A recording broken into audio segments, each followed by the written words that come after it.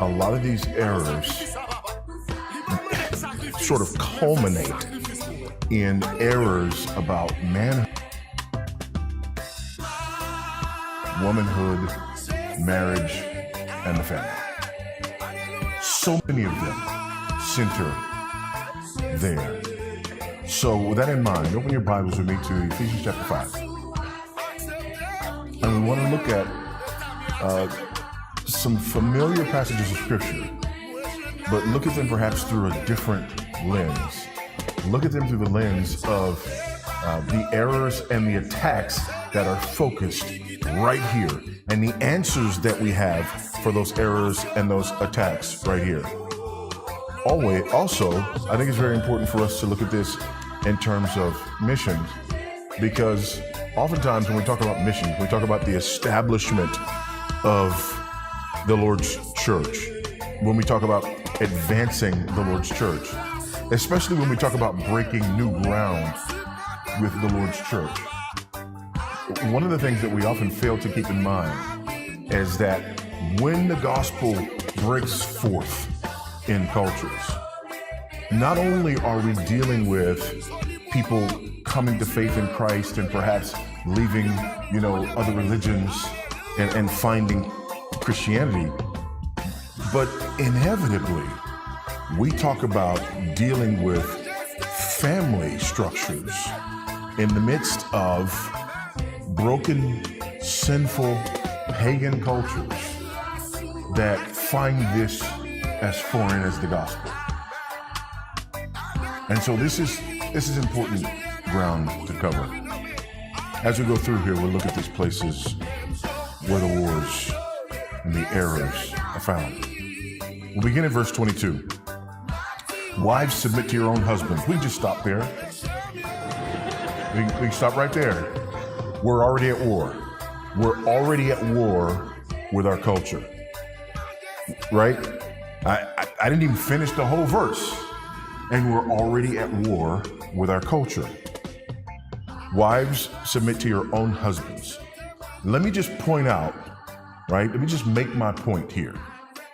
Number one, this verse, obviously, when we read this, we think about feminism, right? And feminism's war with the gospel, feminism's war with marriage. Great. But do we also consider the fact that in the modern neo-Marxist culture, where everything is seen through the lens of power relations and this oppressor-oppressed paradigm, that to the modern, to the neo-Marxist, marriage is part of this oppressive paradigm. It is essentially the oppression of women, if you will. So there we have this issue of feminism, we have this issue of Marxism, but then we also have this issue of same-sex marriage right here, because we have wives, submit to your own husbands. Wives and husbands. A marriage is made up of wives and husband. A marriage is made up of a wife and a husband. Are you smelling what I'm stepping in? Here's another battleground. A husband is only a husband if the husband has a wife. And a wife is only a wife if the wife has a...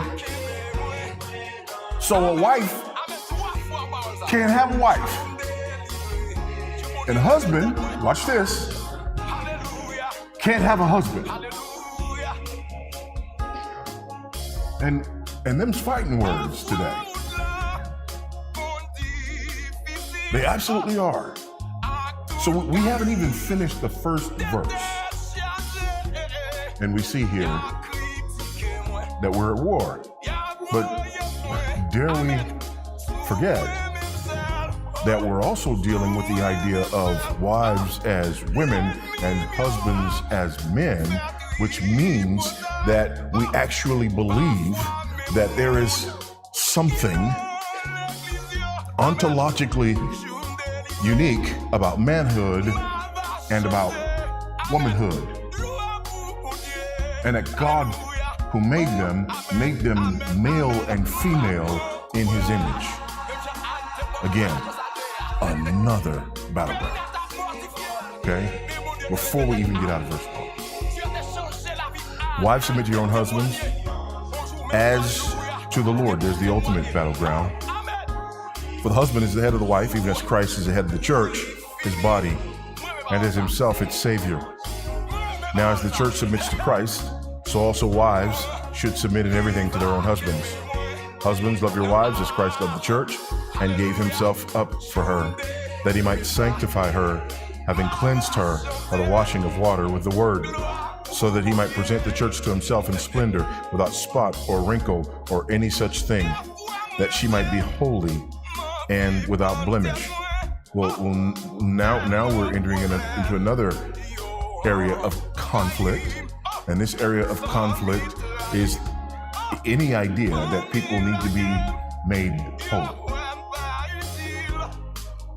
In anything that posits the idea that there could possibly be any sort of sinfulness or imperfection in any person other than a white, male, heterosexual, cisgendered, able-bodied, native-born, but ... all the way down to a Christian, right? That there could possibly be a need for salvation, sanctification, correction, a movement away from unrighteousness toward righteousness. In the same way, husbands should love their wives as their own bodies. He who loves his wife loves himself. For no one ever hated his own flesh, but nourishes and cherishes it, just as Christ does the church, because we are members of his body. Therefore, a man shall leave his father and mother, while there are those binary terms again, and hold fast to his wife. Here's what's interesting. Again, a man shall leave his father and mother and hold fast to his wife. Men have wives, women don't. And the two shall become one flesh. This mystery is profound, and I'm saying that it refers to Christ and the church. Here's why this battleground matters. This battleground of biblical manhood, womanhood, and marriage matters because it's referring to Christ and the church. It's a profound mystery that points us to the reality of Christ and the church, points us to the reality of the redemption that we find in the gospel. So we cannot abandon this ground. However, let each one of you love his wife as himself, and let the wife see that she respect her husband. So there it is. And what I want to do in the time that I have allotted is to address these battles and to demonstrate how this text beautifully and clearly and unequivocally addresses these battles and why they're so incredibly important. Let's look at the first one.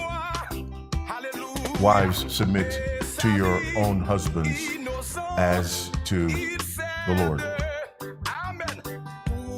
It's clear here that the Bible teaches us that there is order within the context of marriage, that there is headship and submission within the context and the confines of marriage.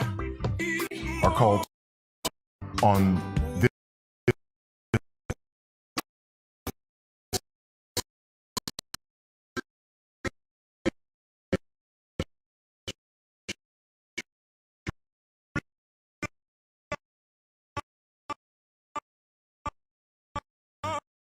number one, we have a war with the culture at large that hates the patriarchy. I mean, not patriarchy, the patriarchy. That's how the educated people refer to it. They hate the patriarchy because the patriarchy is evil. And so we have the world out there, we have the culture out there that hates patriarchy. And so we have, women, for example, who decide that, because they hate the patriarchy, when they get married, they're not going to take their husband's name, right? I'm an independent woman. I don't take the name of that man. I'll keep my father's name instead. So that's...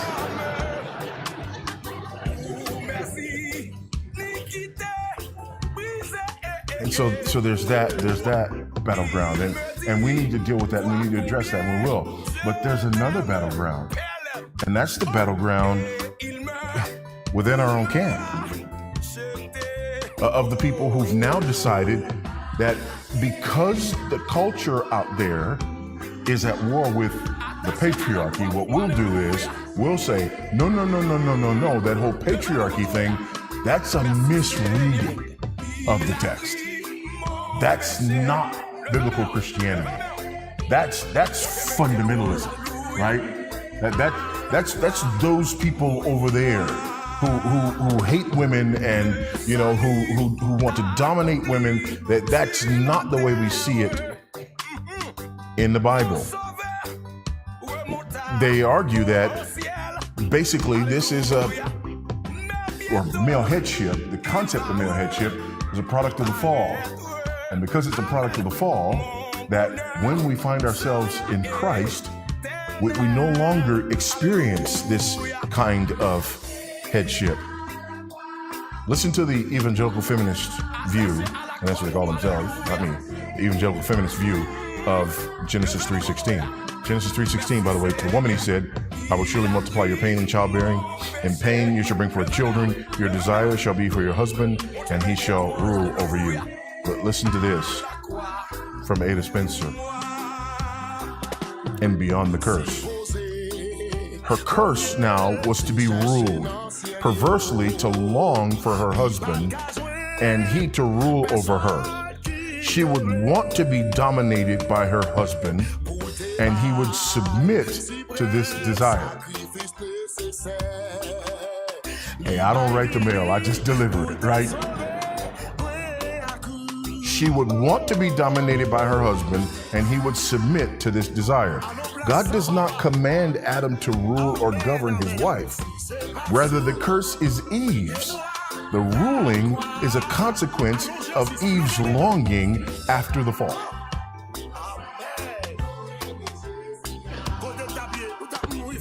Okay.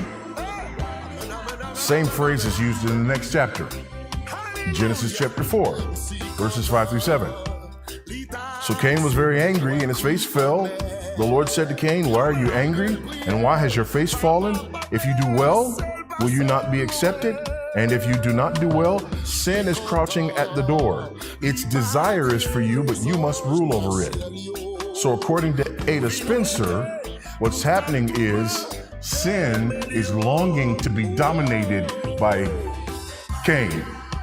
And Cain has to submit to sin's desire.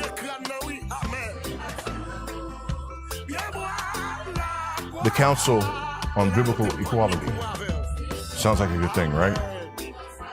Listen to their statement here. Point number 1. Scripture is our authoritative guide for faith, life, and practice. Amen. Hallelujah. Praise the Lord. And I want to get my amen there because it's downhill from here. 2, patriarchy, and then in parentheses, male dominance. Right? So they have to redefine patriarchy. Right? Patriarchy means male leadership, male headship. Patriarchy, patriarchal cultures, right? Men are the heads of their family. You define people's lineage through that male lineage, that male headship. That's patriarchy. They say patriarchy, male dominance in parentheses, is not a biblical ideal, but a result of sin. Patriarchy is not a biblical ideal, but a result of sin. And then they're defining patriarchy as male dominance. Patriarchy is an abuse of power taking from females what God has given them, their dignity and freedom, their leadership, and even their lives. How about that? Listen to this from the United Nations. The family is an institution that has historically been a stronghold of patriarchy and embodied men's social power and domination over women. Patriarchy, in its wider definition, means the manifestation and institutionalization of male dominance over women and children in the family, and the extension of male dominance over women in society in general. That's how they're defining patriarchy. And so evangelical feminists are right along with, the UN and liberal, institutions and everyone else in redefining this idea of patriarchy, redefining this idea of male headship as this sinful thing. And their argument is that headship is something that comes as the result of the fall. And now that we are in Christ, that curse has been reversed. That's the argument, right? Again, that's what I've read. And I just want to make sure that you understand that, because I got questions.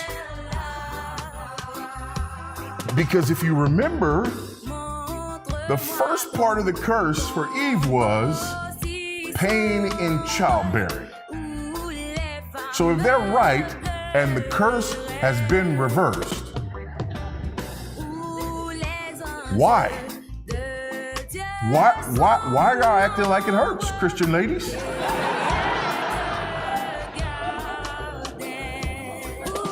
We should be able to find out who's really saved in the maternity ward, right?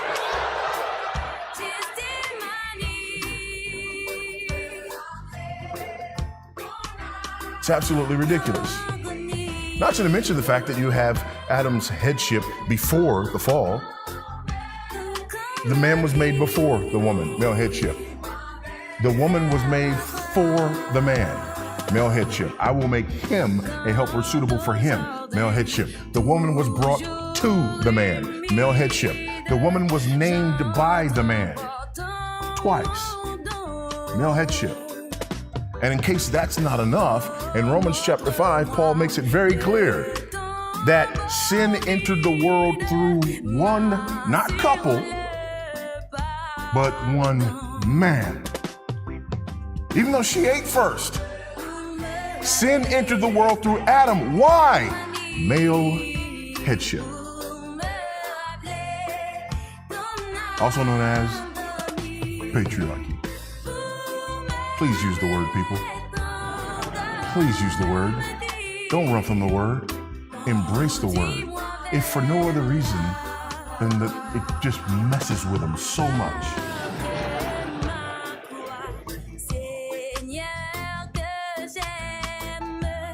There's another way that people try to get around it. The evangelical feminists also try to make a more sophisticated argument here from the text. It goes something like this. In the Greek New Testament, you have the verb in 22 borrowed from 21. And so in 22, you just read wives to your own husbands, right? The submission is inferred from verse 21. And that's really important because in verse 21 of Ephesians 5, it says, submitting to one another out of reverence for Christ. So their argument is that based on that what you have is mutual submission in the New Testament. Again, and this error is, it's errorware. Again, not everywhere, errorware. That's beyond everywhere, okay? It's errorware. People, you have verse 21, you got mutual submission, so God calls us to mutual submission. Several problems with that. Problem number one is the verb that's used there. The verb that's used there, it's a military term. It's a military term for submission. And here's a newsflash. I don't know If you've ever been in the military, you don't even have to be in the military to know this fact that I'm about to tell you. In the military, submission works in only one direction. Amen? It works in only one direction. There's another issue. And that is, verse 21 is the end of a paragraph. Verse 22 starts a new paragraph. It's the end of a sentence and the end of a paragraph. And I don't care what language you speak. You can have a language that goes from left to right or right to left, but you do not have languages that go from back to front. You don't start at the end of a paragraph.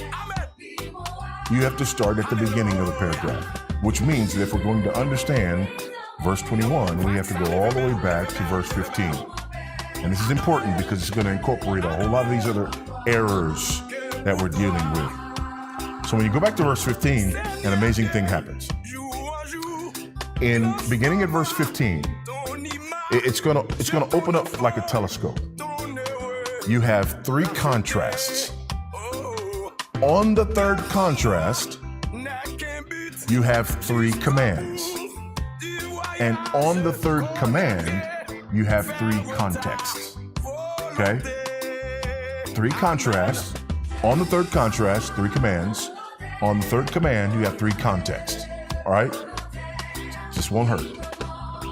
Let's look. But it's really important because it's gonna open up even more of these errors that we deal with. Verse 15. Look carefully then how you walk, not as unwise, but as wise, making the best use of the time because the days are evil. That's a contrast. Not this, but that. Right? Now look at verse 17. Therefore, do not be foolish, but understand what the will of the Lord is. Right? Not this, but that. That's a contrast. That's contrast number 2. Here's contrast number 3, verse 18. Do not get drunk with wine, for that is debauchery, but be filled with the Spirit. There's the third contrast. Right? We following? Okay? There's the third contrast. On the third contrast, you get three commands, and they're related to the third contrast. Look at verse 19. So he says, be filled with the Spirit. What does that look like? Addressing one another in psalms, hymns, spiritual songs, singing, making melody to the Lord with all your heart. This is an evidence of the Spirit-filled life. Verse 20, giving thanks always and for everything to God the Father in the name of our Lord Jesus Christ. Worshipful, prayerfully thankful. This is a Spirit-filled life. And then thirdly, submitting to one another out of reverence for Christ. This is evidence. Your submission to the authority that God puts in your life is evidence that you are yielding to the Spirit of God. Now, on the third contrast, we got three commands. On the third command, we get three contexts. Watch this. 5:22. Wives, submit to your own husbands as to the Lord. 6:1. Children, obey your parents in the Lord, for this is right. 6:5. Slaves, obey your earthly masters with fear and trembling, with a sincere heart, as you would Christ. 5:21 is not the umbrella for 5:22. It's the umbrella for 5:22 all the way down through 6:9.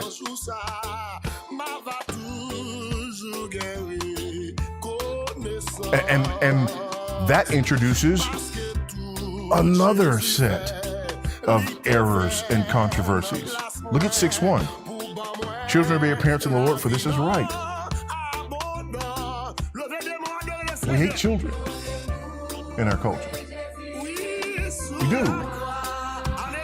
We hate them. We hate them so much we murder them in the womb. But we'll get back to that. Let's go back to where we were in 5:22.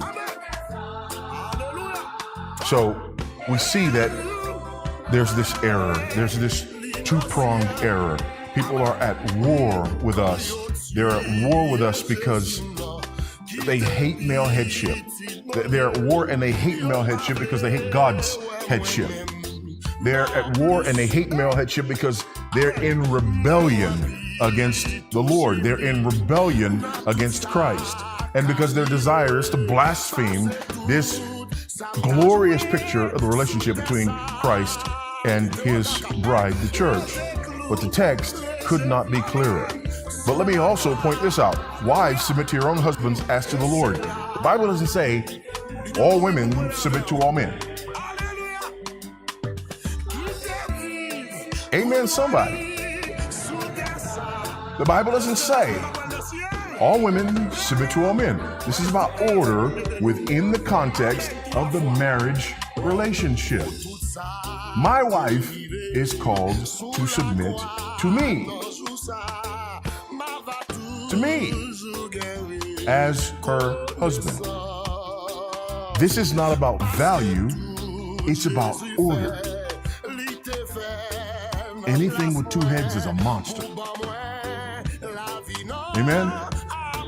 I always say, if you find something with two heads, you either kill it, or if you can catch it and put it behind glass, make people pay to come see it, right?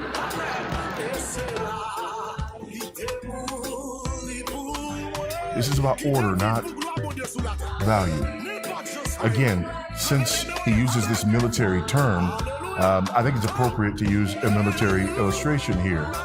If you have two people in a unit, in a military unit, and one of them is an enlisted man, he's a sergeant, and he's been there for 10 years. But the other one is an officer, right?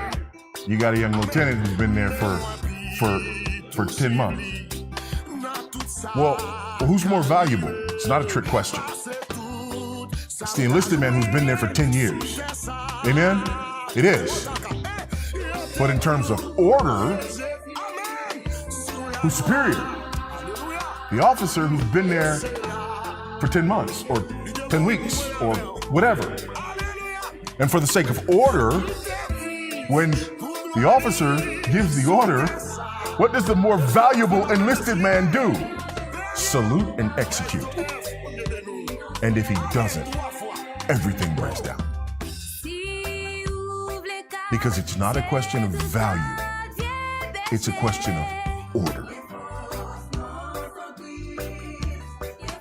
Women are not less valuable than men.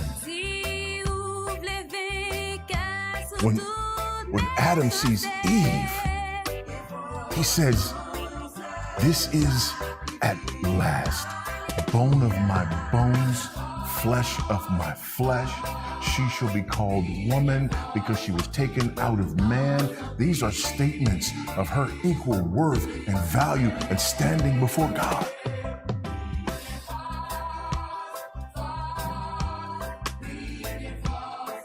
It's incredibly ironic that cultures impacted by biblical Christianity are the places in the world with the freest, safest, most protected and cherished women on earth. It's also the place where the women complain the most about the patriarchy. In the words of that theologian Forrest Gump, that's all I have to say about that.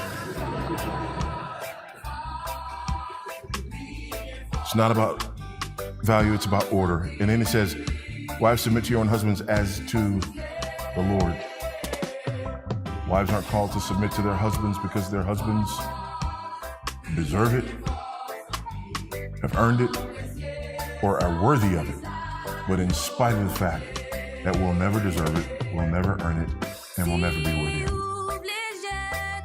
Because this is about submission to the Lord. Because remember, there is this glorious imagery of the relationship between Christ and his bride, the church. The husband is the head of the wife, even as Christ is the head of the church, his body, and is himself its Savior. Now as the church submits to Christ, so also wives should submit in everything to their husbands. So there's that issue. And we are confronting great error here on this issue.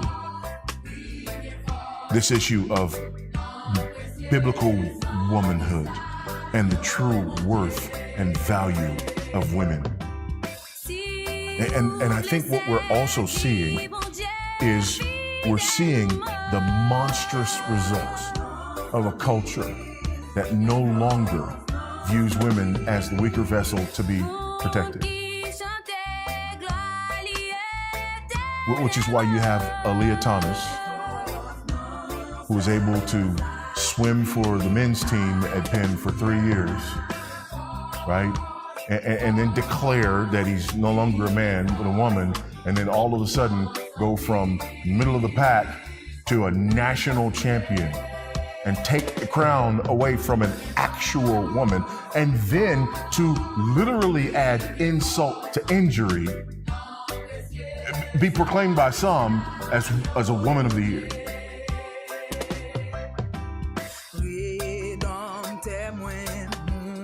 Or Fallon Fox.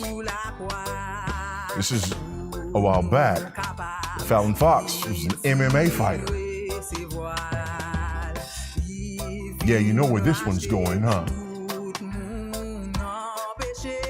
An MMA fighter who underwent a transition and got into the ring with a woman and fractured her skull. Or a young man in California who assaulted a woman some years back in a bathroom, in a public bathroom. And later on, he goes to trial for this assault. And when he goes to trial for this assault, he decides that suddenly he's going to transition and he's going to identify as a woman. Why is this important? Because the assault happened when he was 17. His conviction happened when he was 23. Because he was 17 when the assault happened, he went into a juvenile facility, and because he identified as a woman, this 23-year-old man went into a juvenile female facility. This is what we do. In the name of equality for women, we brutalize them rather than protect them.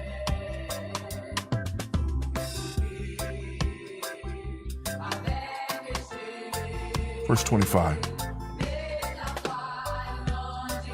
And in verse 25, I'm gonna read this. The reason I'm gonna read this, I just want you to hear it. I just want it to wash over you, because our culture says that our perspective is wicked and it's evil and it's detrimental to women. It says that our view is the problem, and we've got Christians who are now trying to back away from patriarchy, back away from male headship, because we're ashamed. We're ashamed of this.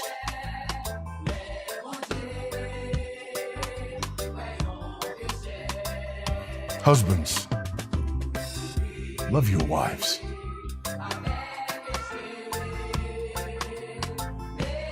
Husbands, love your wives. We could stop right there, say amen and sing a hymn, and already be better than the world. Amen? Because the world's not saying that. The world's not saying, you know what? Men, love your wives. The world is saying, just take all you can from women. Use them. The text says, husbands, love your wives. Love your wives. As Christ loved the church. It's even defining it, right? Because we don't even know what that is. Okay? We've succumbed to these Greco-Roman myths of even what love is. So the text is going to clarify that. Husbands, love your wives. He doesn't say you have to have, these whatever. Love your wives as Christ loved the church and gave himself up for her, that he might sanctify her, having cleansed her by the washing of water with the word, so that he might present the church to himself in splendor, without spot or wrinkle or any such thing, that she might be holy and without blemish.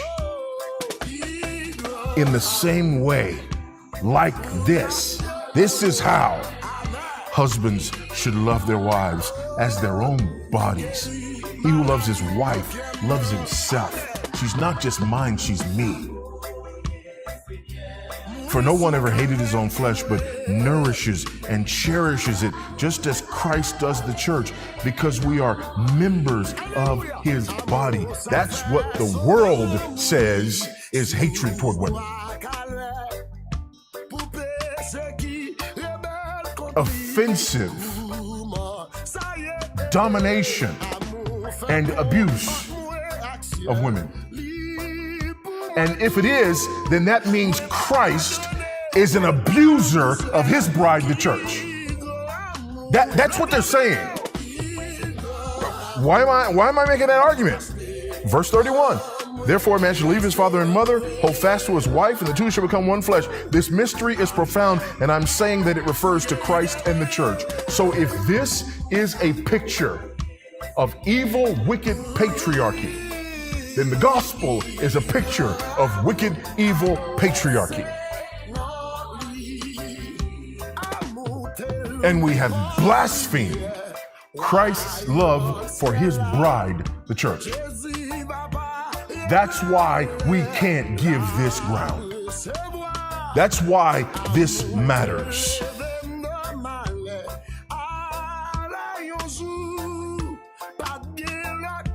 When we switch this around and change this up, and it becomes a free-for-all, and you can define it any number of ways that you want to, then what we're doing is ultimately we're blaspheming this glorious and beautiful picture.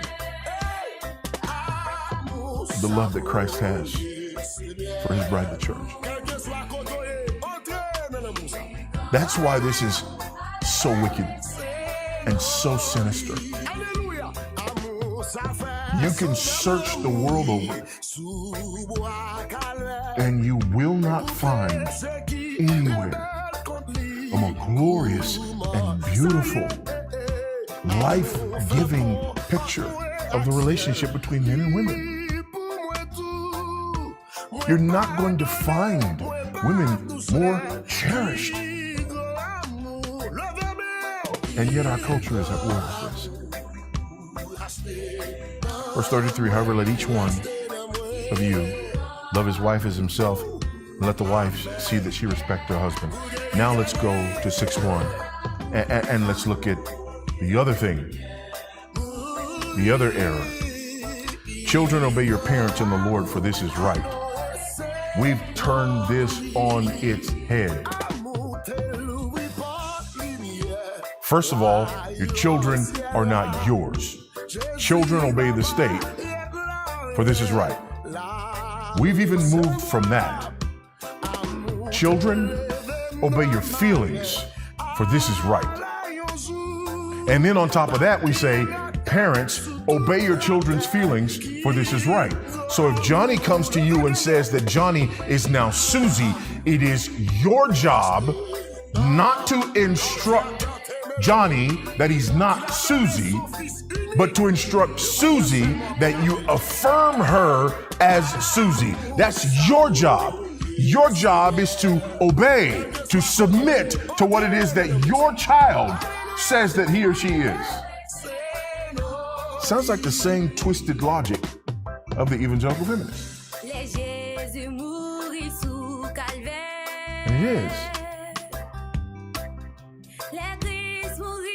Parents, not only do you no longer have the duty and obligation, but it's being argued that you don't have the right to lead your children in this regard or in many others. In fact, it is seen as an act of abuse to do so.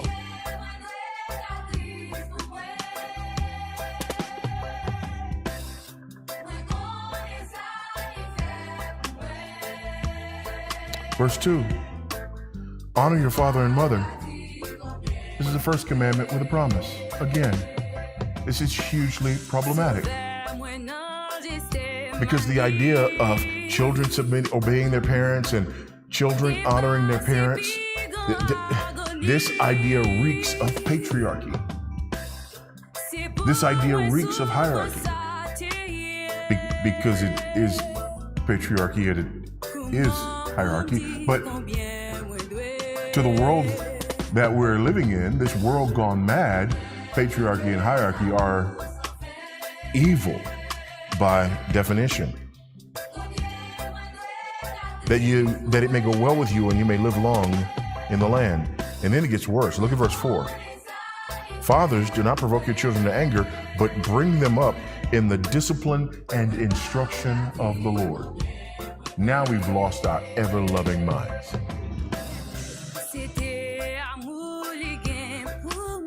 Teach your children what to believe and teach your children how to behave.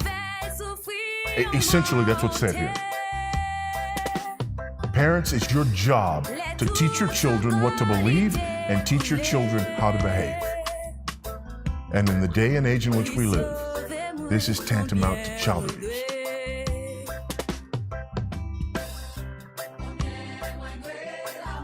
In the day and age in which we live, our job is to listen to our children and follow their instructions. Even if it leads them all the way to hell. And the only thing that you can do to be condemned in this regard is to tell them that the hell that they're headed for is hell.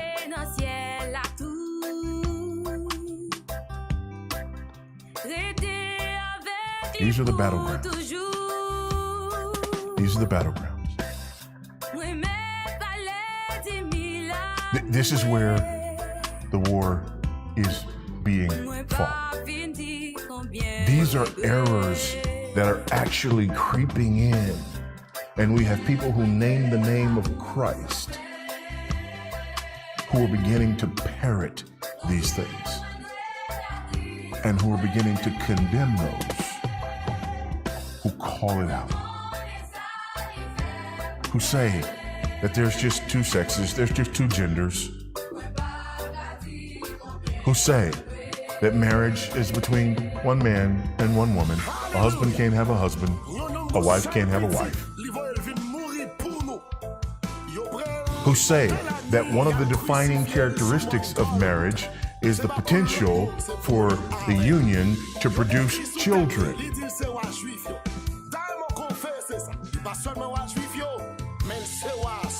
Again, I mean, this is crazy talk.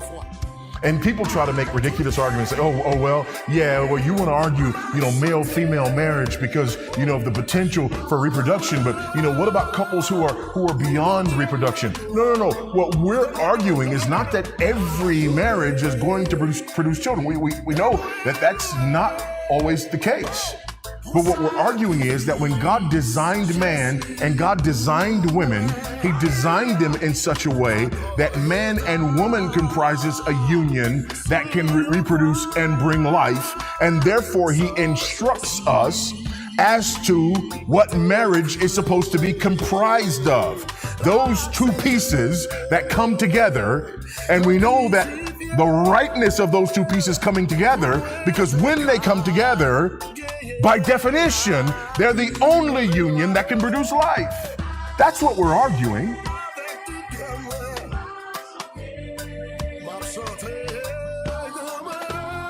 And again, it's a war zone.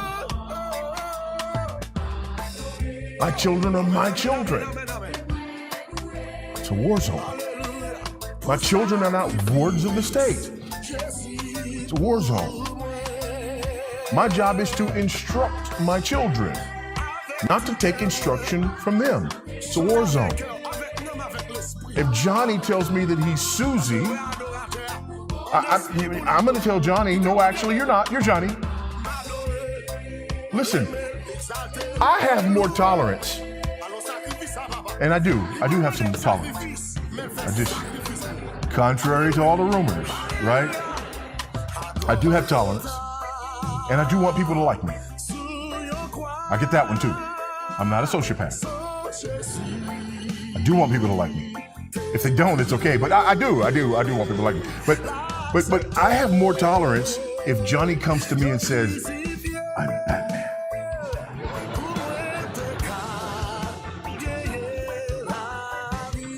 Johnny comes to me and says that, and he go, I'm like, really? I'm the Joker. Riddle me this, Batman. We can go there, right? Johnny comes to me and says, I'm Susie. I'm going, you might be Batman, but you're not Susie.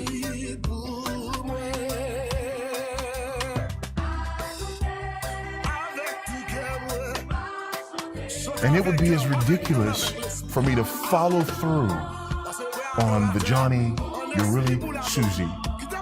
Take this drug, have this operation, as it would be for me to follow up on the Johnny, you're really Batman. Let's alter your life. Let's alter your body chemistry. Let's alter your body itself.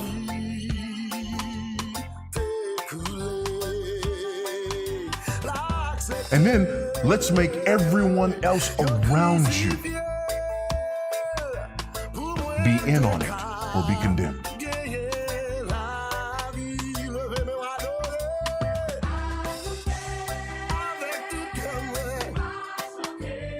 These are just some of the errors that we're facing. But they're critical. And I want you to notice that they're all centering around the same place. This God-ordained institution that has been given to us not only for the perpetuation of the race, but also as a living, breathing, God-honoring, Christ-exalting picture of the relationship between our Lord Jesus Christ and the bride for whom he laid down his life. The bride for whom he lived a perfect, sinless life in her place and in her stead. The bride on whom he imputed his righteousness. The bride whose sinfulness he took upon himself, whose penalty he took upon himself on the cross.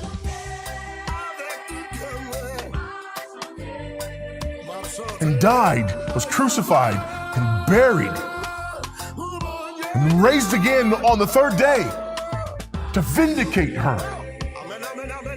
That's the picture that our culture is blaspheming and calling us to blaspheme along with them, and some Christians have decided that they will oblige.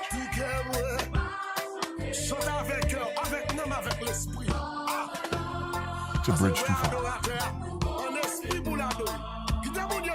We have a beautiful, glorious truth.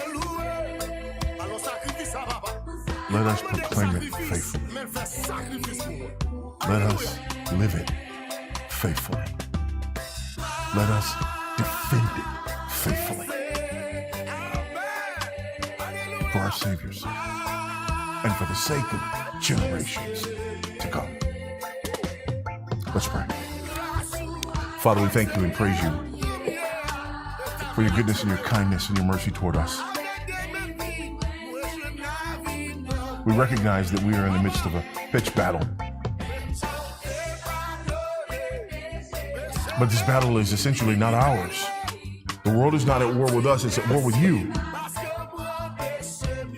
And it is only because we're yours that they war against us. Grant by your grace that we might be faithful.